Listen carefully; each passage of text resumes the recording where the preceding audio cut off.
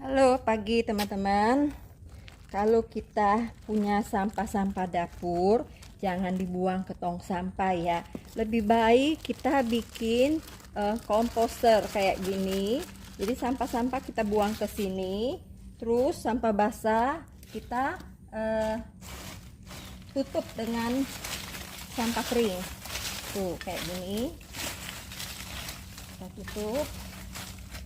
Nah, nanti hasilnya sesudah beberapa bulan akan kita panen tanah untuk bercocok tanam lagi. Ini aku sudah panen ini kurang lebih dua karung ini. Ini baru seperempatnya tuh, baru seperempatnya. Ya, demi kesehatan kita juga, demi lingkungan kita yang lebih baik, teman-teman sebaiknya bikin kompos di rumah. Salam sehat selalu.